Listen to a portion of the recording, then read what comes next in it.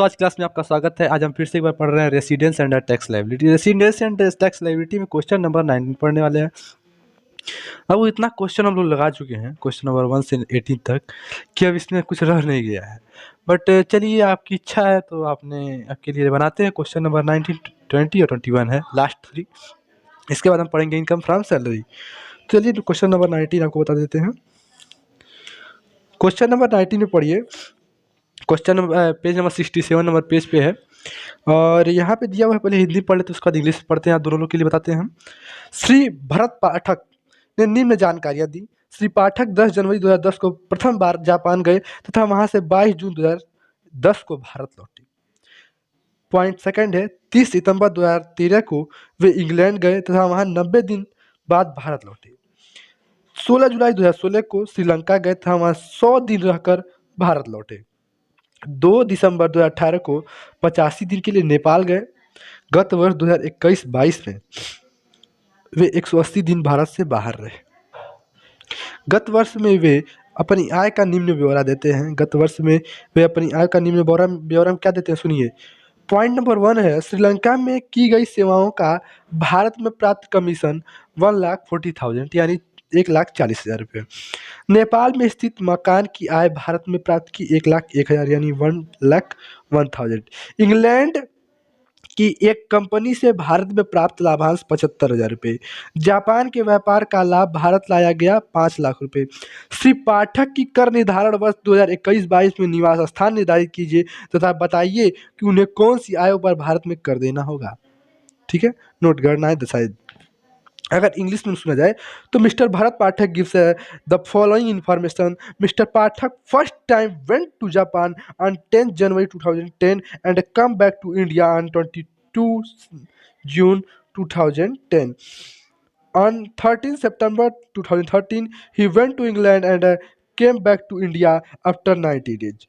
On 16 July 2016, he had gone to Sri Lanka and came back to India after staying 100 days. On 2nd December 2018, he had gone to Nepal for 85 days. In the previous year, 2020-21, he was out of India for 180 days. ठीक है, he submit the following details of his income for the previous year. Commission received in India for the service given in Sri Lanka 1,40,000. Income from house property situated in Nepal received in India 1,01,000. Dividend of an England based company received in India 75,000. Profit of the business situated in Japan brought to India 5 lakh rupees. Determine the residential status of Mr. Pathak for the assessment year 2021-22 and explain that on which income he is liable to pay tax in India. देखिए यहाँ पे ये question आता जो है वो 20 marks में आता है, क्योंकि 20 मार्क्स में इसका आने का एक रीज़न है। वो यहाँ पे 2 चीज़ें दे रहा है। एक तो उसका रेसिडेंशियल स्टेटस बताने के लिए कह रहा है,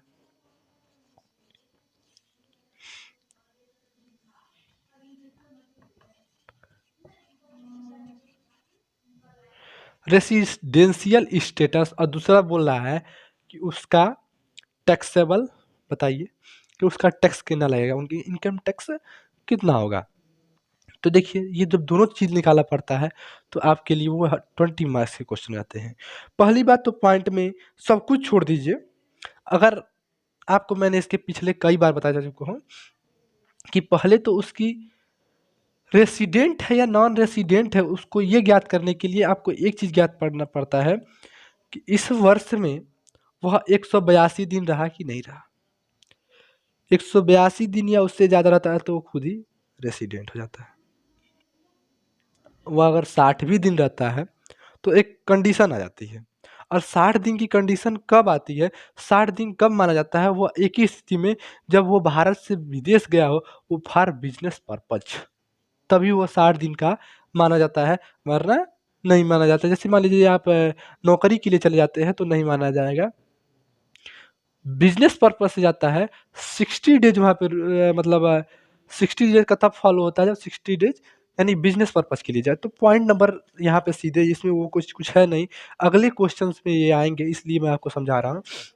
देखिए सीधे सीधे लास्ट पॉइंट देखिए, और कुछ हम देखेंगे नहीं, आपको शॉर्ट ट्रिक बता रहे हैं 1 घंटे तक क्वेश्चन ना लगाने के लिए।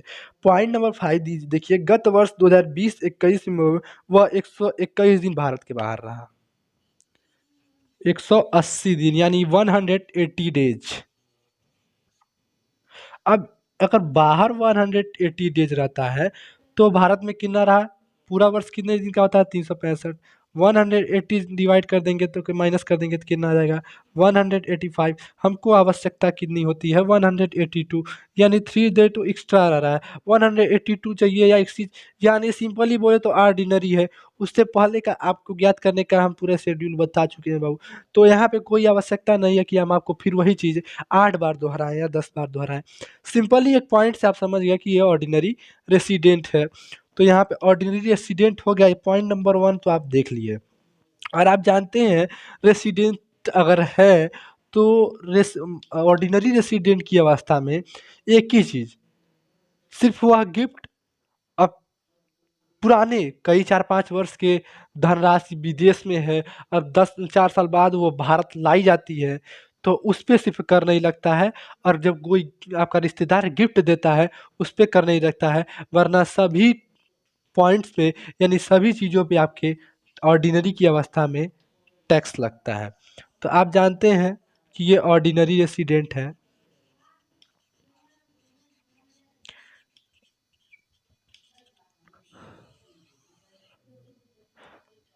तो यहाँ पे क्वेश्चन हम सॉल्व भी कर लेते हैं। वैसे आपको सब पॉइंट्स दिखाने होंगे। पॉइंट नंबर 1 बोल रहा है, बहुत ध्यान से सुनिएगा। श्रीलंका पे की गई सेवाओं को भारत में प्राप्त कमीशन 1,40,000 रुपये। अगर इंग्लिश में ये बोले तो commission received in India for the service given in Sri Lanka 1,40,000। वैसे तो हर चीज़ पे हम इतना जानते हैं, बट 3 पॉइंट मेन होते हैं जिसमें से 2 पॉइंट ज़्यादा मेन होते हैं। वो मेन क्या है कि वो कहा जाता है 2 पॉइंट में कि एक अर्न और एक रिसीव, यानी अर्न और रिसीव अगर भारत में हो रहा है तो आपका चाहे वो ऑर्डिनरी रेसिडेंट हो, नॉन ऑर्डिनरी रेसिडेंट हो या नॉन रेसिडेंट हो, तीनों अवस्थाओं में वो भारत का इनकम टैक्स माना जाता है। तो सिंपली यहाँ पे बोल दे रहा है कि कमीशन भारत में प्राप्त हुआ, भले उन्होंने काम कहीं और किया हो, लेकिन भारत में प्राप्त हो रहा है, वो भी 1,40,000। तो जब 1,40,000 भारत में प्राप्त हो रहा है तो कमीशन वाला तो माना जाएगा भारत का इनकम। पॉइंट नंबर जो सेकंड है आपका बोल रहा है कि नेपाल में स्थित मकान की आय भारत में प्राप्त की 1,01,000। ये तो हमारे लिए इजीली दे दिया भाई। अगर यहाँ पे भारत में प्राप्त की नहीं दिया होता तो आपके लिए कंडीशन जाती, और नॉन ऑर्डिनरी नॉन रेसिडेंट में। यहाँ तो ऑर्डिनरी ये सब कुछ मिलता है भारत में, अगर हो चाहे विदेश के किसी देश के कोने कहीं ना हो, अगर कहीं से भी इनकम आ रही है तो ऑर्डिनरी रेसिडेंट की अवस्था में भारत में टैक्स देना पड़ता है, ये जानते हैं। बट वो तो सीधे बोल दे रहा है कि भारत में रिसीव हुआ, तो सिंपली आप लिख देंगे कि हाँ इनका है हाउस प्रॉपर्टी से। बाबू सब कुछ नहीं लिखवाते हैं। आप जानते हैं कि सिर्फ एक ही लोगों की बुक मिलती है, एच.सी. मल्होत्रा जी की। इनकम टैक्स की एक ही लोगों की बुक लगती है, एच.सी. मल्होत्रा जी की। तो आप अगर मेरे साथ पढ़ना चाहते हैं तो बुक लेकर ज़रूर पढ़ें, क्योंकि हम आपको बहुत कुछ ज़्यादा लिखवाते नहीं हैं बोर्ड पे। हम क्वेश्चन को सिंपली सॉल्व करना, उसके बारे में समझाना जानते हैं। इसके भर के अपने टाइम नहीं खराब करते, आगे भी बढ़ना रहता है ना बाबू, बहुत ज़्यादा। तो यहाँ पे 1,01,000 जो है इसको हम लिख देते हैं। पॉइंट नंबर 3 देखेंगे आप। पॉइंट नंबर 3 देखिए क्या है, आप पहले देख लीजिए। इंग्लैंड की एक कंपनी से भारत में प्राप्त लाभांश। अब बताइए, इतना इजी कर दिया इस क्वेश्चन को कि लगता है सब कुछ रेसिडेंशियल पे झोंक दिया था कि इस स्टेटस के, और स्टेटस में भी क्या झोंका कि लास्ट के पॉइंट में बोल दिया कि वह 180 दिन ही भारत से बाहर रहता है, यानी 185 दिन तो भारत में ही रहता है ना, तो वहाँ पे भी सिंपली देख लिया आप। और यहाँ पे हर चीज़ बोल रहा है कि भारत में डिविडेंड भी प्राप्त कहाँ हुआ? भारत में ही हुआ। डिविडेंड में इनको भारत में ही प्राप्त हो रहा है, तो रिसीव जब भी हो तो सीधे सिंपली हम जानते हैं कि वो टैक्सेबल होगा। पॉइंट नंबर 4 देख लीजिए। पॉइंट नंबर 4 में बोला है जापान के व्यापार का लाभ भारत लाया गया, ब्राट इन इंडिया। ये चीज सही है। अगर कोई चीज़ भारत में लाई गई, अब भारत में प्राप्त की गई, इसमें कुछ अंतर है? तो भैया अंतर है। रिसीव मतलब प्राप्त करना, अब ब्राट मतलब लाना। आप विदेश में पैसा कमाए, वहाँ के बैंक में जमा किए, और जब आप भारत आ रहे हैं साल भर बाद या उसी साल, वहाँ से सब कुछ कर लिए हैं, भारत में अपने कुछ खर्च करने के लिए ला रहे हैं, तो ब्राट इन इंडिया है। ठीक है, वो ब्राट है। लेकिन रिसीव भारत में कर रहे हैं, कमा कहीं और रहे हैं, और वर्ष के अंत में आके सब पैसा एक के बाद जमा प्राप्त करते हैं मान लीजिए, और भारत में आके सब प्राप्त कर लिए, तो सब में ऑर्डिनरी रेसिडेंट की अवस्था में किया जाता है, चाहे ऑर्डिनरी या नॉन रेसिडेंट हो। बट जब ब्राट इन इंडिया होता है, तो बाबू सिर्फ ओनली वन कंडीशन, सिर्फ एक ही चीज़ होती है कि जब ऑर्डिनरी रेसिडेंट होगा, उसी अवस्था में ये माना जाता है। तो हम जानते हैं कि ये ऑर्डिनरी रेसिडेंट है।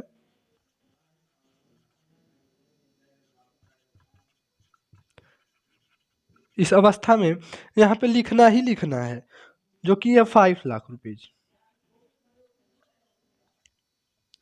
तो हम जानते हैं टैक्सेबल इनकम कितना होगा, 5,75,000, 5,76,000, 6,76,000, 7,66,000, 76,000 और 8,16,000, जो कि टैक्सेबल इनकम हो जाएगा।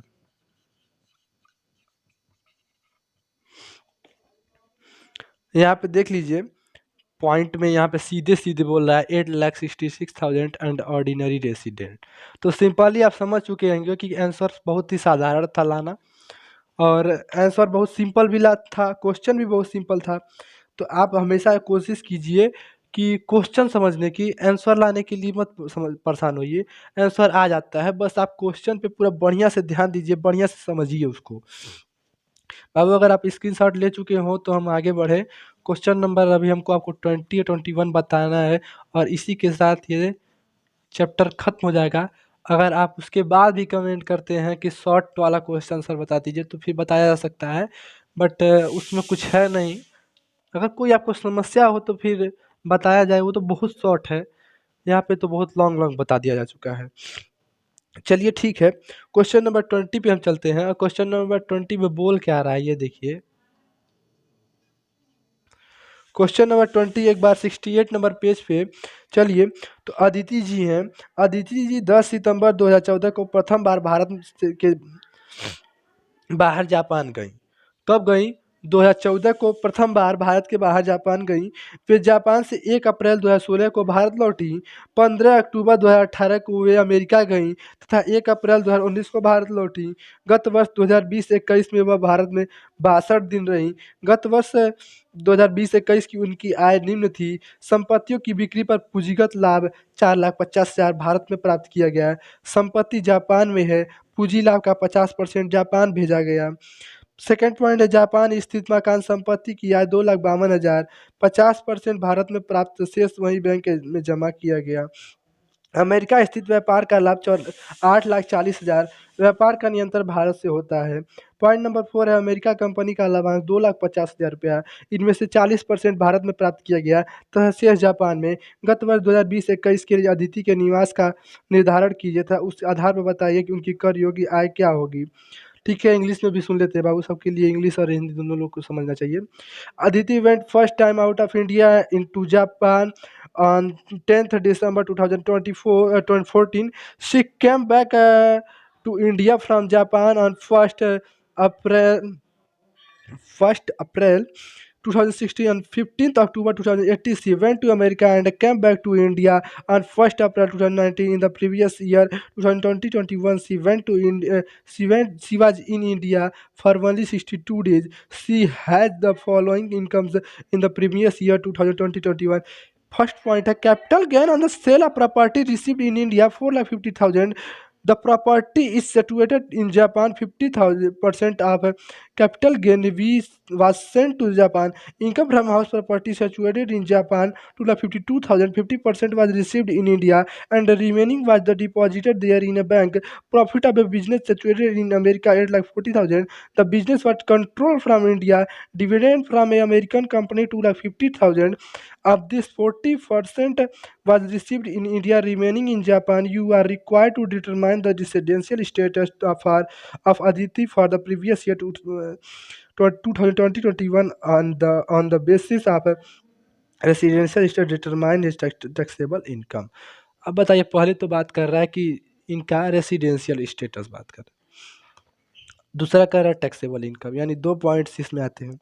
और आप देख रहे होंगे तो लास्ट में बोला है गलत वर्ष 2020-21 में वह कहाँ रही, 62 दिन भारत में रही। हमें पता है कि 2 स्थिति हमारे सामने आती है, 182 दिन की एक और दूसरा 60 दिन की।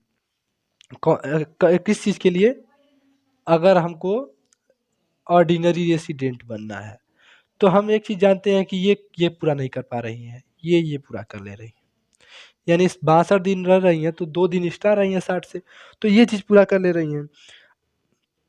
यहाँ पे ये नहीं दिया है कि किस लिए गई हैं, तो हम सब सोच सकते हैं बिजनेस पर्पज से हैं, ठीक है। तो यहाँ पे देखिए क्या दिया है कि वे फर्स्ट टाइम, अब जब हमको 62-60 दिन वाला कैलकुलेट रन करना पड़ता है तो उससे पिछले ये देखना पड़ता है कि पिछले 10 सालों में या तो लगातार 2 बार 365 दिन भारत में रही हूँ, या अगर वो कंडीशन नहीं पूरी हो पा रही है तो वो 7 सालों में 730 दिन, यानी 2 साल में वो लगातार नहीं रहना है यहाँ पे 60 दिन 40 दिन 20 दिन 60 दिन 40 दिन करके 7 सालों में 730 दिन रहना है, बस इतना ही। तो आप देखिए क्या बोला है कि 2014 में प्रथम बार गई, वे जापान 1 अप्रैल 2016 को भारत लौटी, 10 दिसंबर को गई और 1 अप्रैल, इसके बीच में तो यहाँ रही नहीं है। 15 अक्टूबर 2018 को वे अमेरिका गई तथा 1 अप्रैल 2019 को भारत लौट आई। 15 अक्टूबर को गई 2018 को और 1 अप्रैल 2019 को गई। अच्छा 1 मिनट सुनिए, अगर हम 2021-22 के हम चल रहे हैं इसमें, और यहाँ पे हमें रेसिडेंशियल स्टेटस किस चीज़ की ज्ञात करना होता है, 2020 और 21 का। अब यहाँ पे बोल रहा है कि वह 1 अप्रैल 2019 को भारत आ गए, 1 अप्रैल, यानी 1 अप्रैल 2019 से लेके 2020 तक तो रही होंगी ना, 1 अप्रैल 2020 तक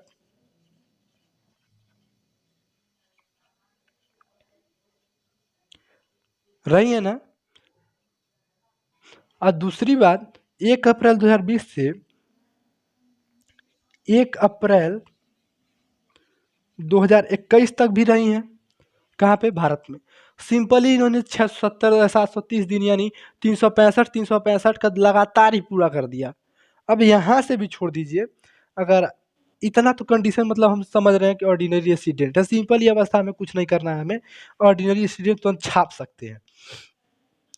अगर इसको हम 365 दिन मान के चल ले, अगर आपको थोड़ा सा लगा 2021 गड़बड़ नहीं हो रहा है, फिर वहाँ पे देख लीजिए 2014 में गई थी तो 1 अप्रैल 2016 को वापस तो भी आई थी, और 1 अप्रैल से 15 अक्टूबर 2018 तक तो भारत में ही रही, कहीं नहीं गई।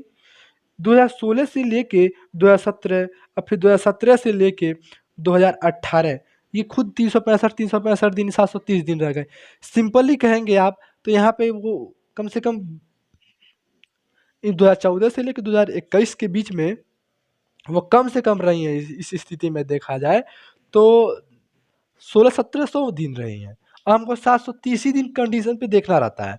तो वो जब 1700 दिन रह गई तो ये कंडीशन 60 दिन वाली पूरी हो जा रही है, और जब 60 दिन वाली कंडीशन पूरी हो जा रही है तो हम ये कह सकते हैं कि ऑर्डिनरी रेसिडेंट है। इतना जानने की हमें ज़रूरत नहीं है उसके बाद, क्योंकि हम आपको पहले रेसिडेंशियल स्टेटस पे ही 13 क्वेश्चन बताए थे बाबू, तो वहाँ पे तो आप बहुत आसानी से समझ चुके थे।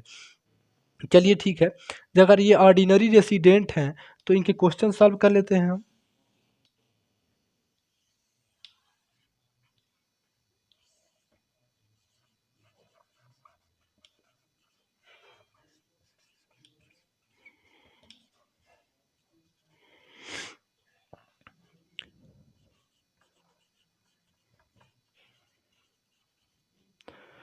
पॉइंट नंबर 1 देख लीजिए एक बार, संपत्ति की बिक्री पर पूंजीगत लाभ 4,50,000 भारत में लगे। संपत्ति जापान में है, पूंजी लाभ का 50% जापान भेजा। इंग्लिश में capital gains on the sale of property received in India 4,50,000। The property is situated in Japan, 50% of capital gain was sent to Japan. देखिए अगर आप अर्न कर रहे हैं कहीं, रिसीव कर रहे हैं कहीं, भारत में अगर आपकी स्थिति ऑर्डिनरी रेसिडेंट की है तो आपको वो पूरा का पूरा पैसा टैक्सेबल माना जाएगा भारत में। तो हम अब आपको बार बार नहीं बताएंगे क्योंकि बहुत बार बता चुके हैं, तो सिंपली बोलने का कोई महत्व नहीं है। हाउस प्रॉपर्टी से लाभ हुआ है, सेल ऑफ एसेट,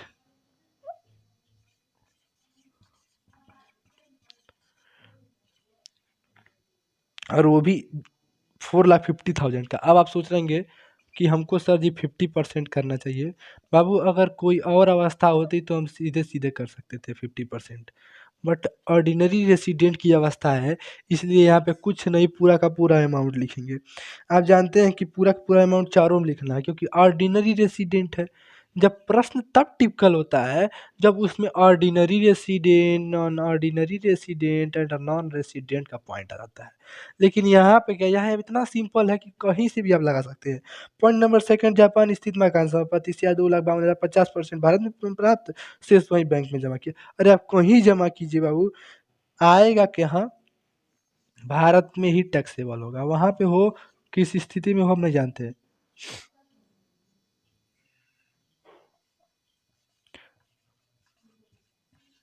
यहाँ पे तो आपको टैक्स देना ही पड़ेगा, चाहे आप देश देश में के रहे हो विदेशी रहे हो, उससे मतलब नहीं है।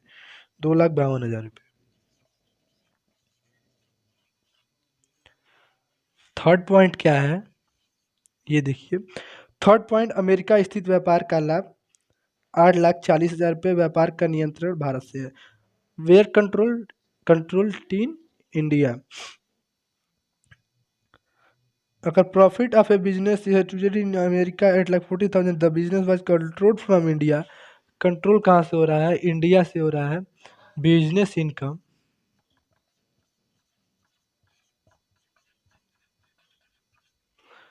ये कितना है, 8,40,000। मैं आपको बार बार, हमें नहीं लगता आपको समझाने की ज़रूरत है, आप जानते हैं, सब छापते हुए जाना है।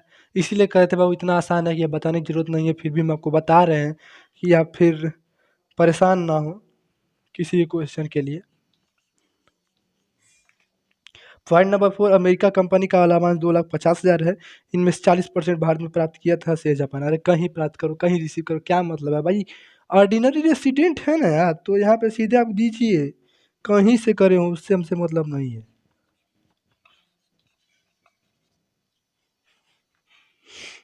2,50,000।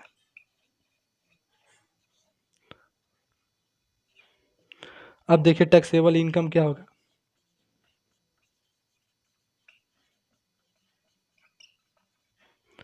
4,50,000, 5 2 7, 8 7 15, 15 2 17, 17,92,000। कितना होगा, 17,92,000। यहाँ पे आप देख सकते हैं ऑर्डिनरी रेसिडेंट टैक्सेबल इनकम 17,92,000। तो सिंपली आप देख गए बाबू कि इतना होगा। और इतना आसान क्वेश्चन लगता है, जब तक आप लगाए नहीं जाते हैं तब तक आपको लगता है कि बहुत कठिन है। जब आप लगाने बैठ जाते हैं बाबू सब कुछ लगता है, और नहीं लगता है तो आप हमसे संपर्क कीजिए, सब लग जाएगा, ठीक है। और अभी तक आप चैनल पर नए आए हैं तो सब्सक्राइब कर लीजिए। सबको लगता है सब्सक्राइब कर लेंगे तो सर हमको एकदम परेशान कर देंगे, हर क्वेश्चन ज्यों ही कुछ लगाएंगे त्यों भेजेंगे। अगर आपको उससे भी परेशानी हो रही है ना, तो आप परेशान झूठ में हो रहे हैं। सब्सक्राइब करने से आप, मेरा चैनल आपके मोबाइल में फीड हो जाएगा बस। अगर जब तक आप नोटिफिकेशन बेल में नोटिफिकेशन ऑल नहीं करते, अगर आपकी इच्छा है कि नोटिफिकेशन ऑल करके सब मैसेज प्राप्त करना, तो आप नोटिफिकेशन ऑल कीजिए। अगर आपको मैसेज मेरा नहीं चाहिए कि मतलब बार बार घंटी ना बजेगा, भाई नोटिफिकेशन आ गया सर का पढ़ने का, अगर आप इतने इच्छुक नहीं है तो नोटिफिकेशन ना ऑन कीजिए। 3 पॉइंट दिए रहते हैं ना, एनी टाइम करके, तो आप ऑल ना कीजिए तो आपको नोटिफिकेशन नहीं आएगा। लेकिन हम आपके लिए क्यों पढ़ाते हैं बाबू, कुछ ना कुछ तो हमारे लिए भी जरूरत, तो कम से कम आपको सब्सक्राइब करना जरूरी होता है, कम से कम लाइक शेयर तो करना ही चाहिए आपको।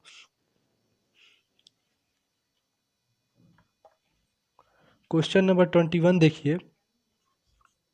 क्वेश्चन नंबर 21 में क्या है, ये लास्ट क्वेश्चन है बाबू इस चैप्टर का।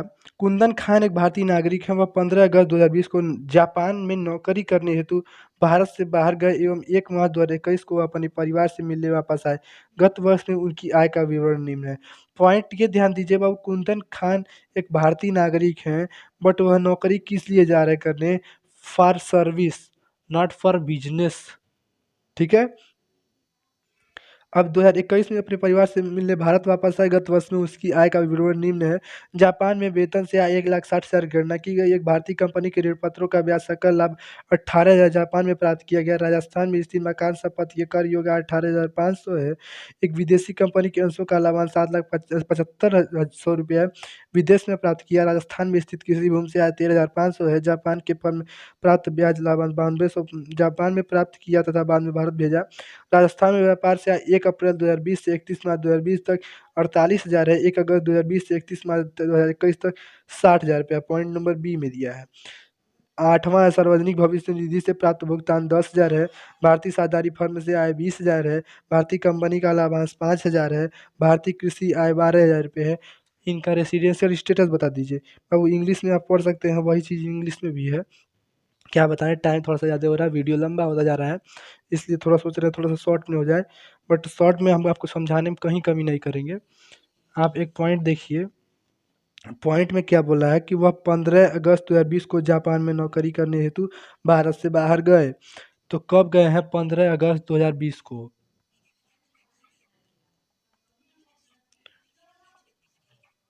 ठीक है। और 1 मार्च 2021 को अपने परिवार से मिलने भारत वापस आए। उनकी आय का विवरण, और 1 मार्च को आ रहे हैं, यानी 31 दिन ये यहाँ पे रह गए भारत में। और यहाँ पे अप्रैल, मई, जून, जुलाई, अगस्त, तो यानी 4 महीने 15 दिन, 30 चौक 120, 135, 136, 137 दिन, 137 प्लस 101 मतलब 31 कर देंगे तो 168 दिन हो जाएगा बाबू। बट ये ध्यान दीजिए कि ये 182 दिन नहीं हुआ। और हम जानते हैं कि 60 दिन का फॉलो इसलिए नहीं होगा because it is going for, इनका पर्पज जो है, ये पर्पज है इनका सर्विस करना, नॉट फॉर बिजनेस। और जब बिजनेस की अवस्था में नहीं जाएंगे तो ये क्या होता है कि 160 का जो रूल होता है वो फॉलो नहीं होता है। वो पॉइंट सिर्फ एक ही होता है, बिजनेस के उद्देश्य से गए हों। तो ये बिजनेस के उद्देश्य से गए नहीं हैं, तो सीधे सीधे हम कर देंगे नॉन ऑर्डिनरी, नॉन रेसिडेंट, क्योंकि ये तो ना ऑर्डिनरी का फॉलो कर रहे हैं और ना ही नॉन ऑर्डिनरी का। जब ये नॉन रेसिडेंट कहलाएंगे बाबू, तो देखिए क्या इनकी इनकम होगी। और इनकम यहाँ पे पहले देख लेते हैं, नॉन रेसिडेंट टैक्सेबल इनकम इनका ज्ञात करना है हमको। पॉइंट नंबर 1 देखिए, पॉइंट नंबर 1 में दिया क्या? जापान में वेतन से आय 1,60,000 गणना की गई। हमसे क्या मतलब जापान में वेतन से आया है? हम यहाँ पे सिर्फ 2 पॉइंट 3 पॉइंट याद करते हैं। वो कि भारत में पैसा प्राप्त हुआ, received in India and earn in India. इसके बाद कोनो मतलब नहीं है हमसे। कंट्रोल भी होता तो नॉन ऑर्डिनरी रेसिडेंट की अवस्था होता है, बिजनेस कंट्रोल फ्रॉम इंडिया, तो उससे हमसे कोई मतलब नहीं है। हमको सिर्फ अर्न एंड रिसीव से मतलब है। ना ये अर्न भारत में हो रहा है, ना रिसीव भारत में हो रहा है, तो इसका पॉइंट का कोई मतलब नहीं है, यहाँ पे नील किया जाएगा। पॉइंट नंबर 2 देखिए, एक भारतीय कंपनी के ऋण पत्रों पर ब्याज सकल 18,000 जापान में प्राप्त किया। अब ये कह रहा है कि जापान में रिसीव किया, डिविडेंड है, डिविडेंड है बाबू कि नहीं? नहीं, इंटरेस्ट है, interest on debenture. Point second,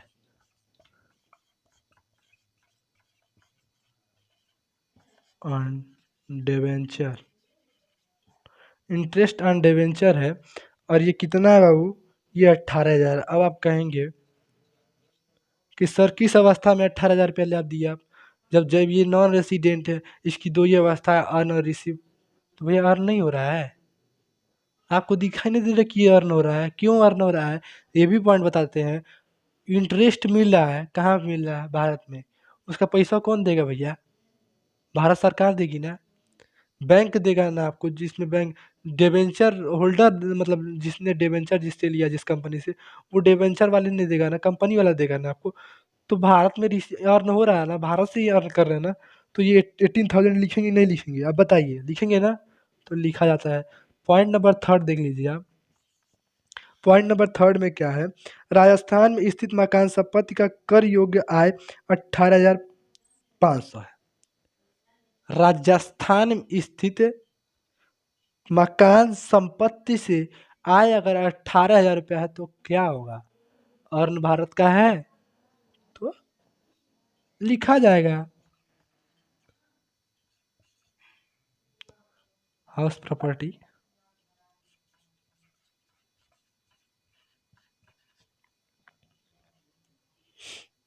हम अब वो ज़्यादा ज़्यादा पॉइंट नहीं लिखते हैं कि उसका पूरा अंग्रेजी में लिखें।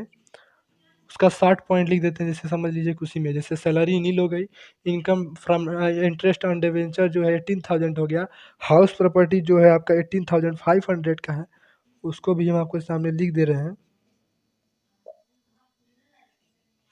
तो 18,500 रुपये यहाँ पे लिख दिए। एक विदेशी कंपनी के अंशों का लाभांश 7500 रुपये विदेश में प्राप्त किया गया, यानी कहिए dividend on share of foreign company 7500 received out of India. ना भारत में प्राप्त हो रहा है, received out of India. In India होता तो हम समझते कि भारत में प्राप्त हुआ, but out of India, Bharat में प्राप्त नहीं हुआ। कौन सी कहाँ की कंपनी है? फॉरेन कंपनी है, यानी विदेशी कंपनी है, भारत कंपनी नहीं है, यानी अर्न भी भारत नहीं हो रहा है। जब दोनों अवस्था नहीं है तो हम सीधे सीधे बोल देंगे बाबू कि जब ये नॉन रेसिडेंट है तो ये डिविडेंड है ना, ये डिविडेंड जो होगा नील होगा, क्योंकि जाके डिविडेंड का पैसा जाके वो फॉरेन में दे, यहाँ पे उनका कोई भाव नहीं है। अरे भाई इतना हम लोग नहीं है भारतीय इनकम टैक्स वाले कि भाई कुछ सबका पैसा ले लेंगे, आप रोटियों खाएंगे उसका भी नहीं। एक विदेशी कंपनी के अंशों का लाभांश हो गया। राजस्थान में स्थित कृषि भूमि से आया 13,500 रुपया। अब आप कहेंगे कि सर जी आप इसको नील क्यों कर रहे हैं? नील कर दिए, हम इसको भी नील कर दिया होगा। पॉइंट नंबर 5 है एग्रीकल्चर इनकम। जो ही हम एग्रीकल्चरल लिखे हैं, त्यों ही अगर आप पूरा पिछला वीडियो देखे होंगे तो आपको थोड़ा थोड़ा दिमाग में घुसने लगा होगा कि भैया एग्रीकल्चरल इनकम माफ़ होता है। एक ऐसा इनकम जिस पे टैक्स नहीं लगता, वो है एग्रीकल्चर इनकम। एग्रीकल्चर इनकम का बहुत ब्यौरा पूरा बढ़िया से आपको हम पिछले वीडियोज में बता चुके हैं। जब आप सब्सक्राइब करेंगे तभी ना आपको देख पाएंगे, वरना जो वीडियो आता है वही देखते हैं आप, जो आपके सामने कभी कभी आ जाता है, जो आप सर्च करते हैं कहीं मिल जाता है। ठीक है, तो आप ही हमको फेमस करेंगे ना, लाइक शेयर सब्सक्राइब करके, तभी ना हम आपको हर जगह दिखाई देंगे। चलिए ठीक है, आपकी इच्छा। तो यहाँ पे जानते बाबू, यहाँ पे नील हो जाएगा। उसके बाद पॉइंट नंबर 6 डाल दीजिए। पॉइंट नंबर 6 में है जापान की फर्म से प्राप्त ब्याज 9200 जापान में प्राप्त किया था, बाद में भारत भेजा। कोनो हम ऑर्डिनरी रेसिडेंट थोड़ी ना कि 6 महीना या 4 महीना बाद भारत वापस भेज देंगे तो भी हम उस टैक्स दे देंगे। इंटरेस्ट है बाबू, और भारत में भेजा गया, उससे क्या मतलब? ना ही मतलब अर्न है ना ही रिसीव है। 4 महीना बाद रिसीव भेजने रहे हैं, 4 साल बाद भेजेंगे थोड़ी मतलब है। हमसे मतलब ये है कि तुरंत ही प्राप्त हो, उसकी इनकम हमारे पास सीधे आ जाए, तो हम लिखते हैं। यहाँ पे हम नहीं लिखेंगे, सीधी सीधी बात। पॉइंट नंबर 7 देख लीजिए। पॉइंट नंबर 7 में ए और बी करके है। पॉइंट नंबर 7 में राजस्थान में व्यापार से है, बिजनेस इनकम इन राजस्थान यानी इन इंडिया, सीधी सी बात। 1 अप्रैल 2020 से 31 जुलाई 2020 तक जो है वो है 48,000। तो सीधे सीधे हम कहीं नहीं रुकेंगे, 48,000 लिखेंगे, क्योंकि अर्न कहाँ हो रहा है? भारत में। पॉइंट नंबर सेकंड दिया है कि 1 अगस्त 2020 से 31 मार्च 2020 तक 60,000 रुपया। कौन सी चीज़ है ये? बिजनेस इनकम है। अब बिजनेस इनकम जानते हैं हम, भारत में जब कमाई जा रही है तो वो ऐड की जाएगी, रेसिडेंस हो या नॉन रेसिडेंट हो। तो यानी पॉइंट नंबर 6 भी 7 भी आपको आराम से कंप्लीट हो गया, कहीं परेशानी नहीं हुई इसको। पॉइंट नंबर 8 में चले जाते हैं। सार्वजनिक भविष्य निधि का प्राप्त भुगतान 10,000 रुपया, कहीं नहीं जोड़ा जाएगा।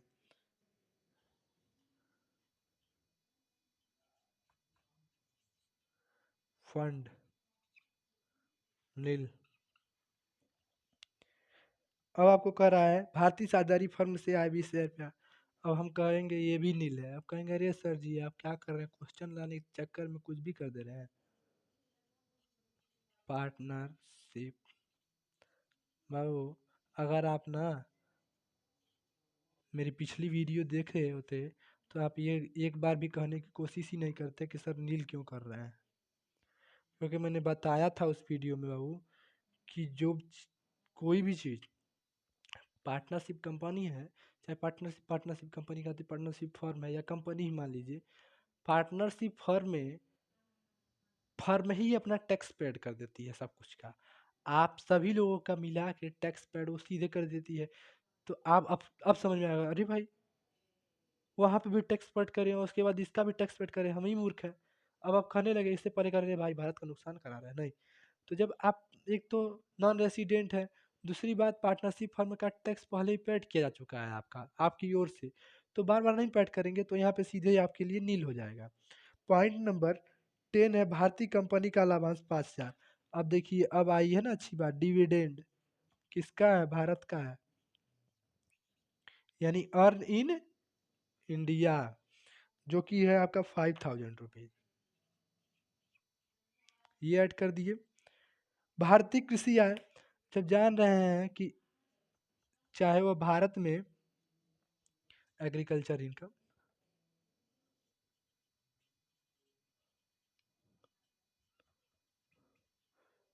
भारत में ही आता है ना भैया, आपका नाम है आपका एग्रीकल्चर इनकम देखिए नील की है। चाहे वो आप कानपुर, महाराष्ट्र, गुजरात, मुंबई के महाराष्ट्र मुंबई वैसे दिल्ली, किसी भी प्रदेश में चले जाइए, क्या होगा, अगर एग्रीकल्चरल इनकम है तो वो नील होगा। क्योंकि एग्रीकल्चर इनकम पे हमें फुली अनटैक्सेबल होते हैं, हम लोग टैक्स नहीं देना पड़ता है। यानी इन्हीं चीज़ों पे टैक्स देना पड़ेगा। तो ये कितना है, 36,18 छत्तीस पाँच 41,500, 60 1,01,500, 1,49,500 रुपये। और इसी के साथ आपका रेसिडेंस एंड टैक्स लायबिलिटी के पूरे चैप्टर को हमने क्लियर कर दिया है। और अब अगली क्लास में हम आपको बताएंगे सैलरी, इनकम फ्रॉम सैलरी, जो कि बहुत ही महत्वपूर्ण चैप्टर है। देखिए अब जो चैप्टर आने वाले हैं वो बहुत ही महत्वपूर्ण है और वो मुख्य रूप से आते ही आते हैं। उन चैप्टरों के बाबू नाम है, पॉइंट पहले ही सब मतलब चैप्टर में आप पढ़े होंगे कि 5 चीज़ों की आय देखी जाती है। एक तो इनकम फ्रॉम सैलरी, दूसरा इनकम फ्रॉम हाउस प्रॉपर्टी, तीसरा इनकम फ्रॉम कैपिटल, और चौथा है इनकम फ्रॉम बिजनेस और प्रोफेशन, और पांचवा है अदर इनकम। तो इन पांचों का हम देखते हैं। तो अब उसका पहला चैप्टर जो है इनकम फ्रॉम सैलरी अलग तरीके से है। उसके बाद इनकम फ्रॉम हाउस प्रॉपर्टी अलग चैप्टर है, इनकम फ्रॉम बिजनेस और प्रोफेशन अलग है, इनकम फ्रॉम कैपिटल अलग है, और इनकम फॉर अदर इनकम यानी अदर इनकम का जो चैप्टर है अलग है। और वो बहुत ही ब्रॉड है।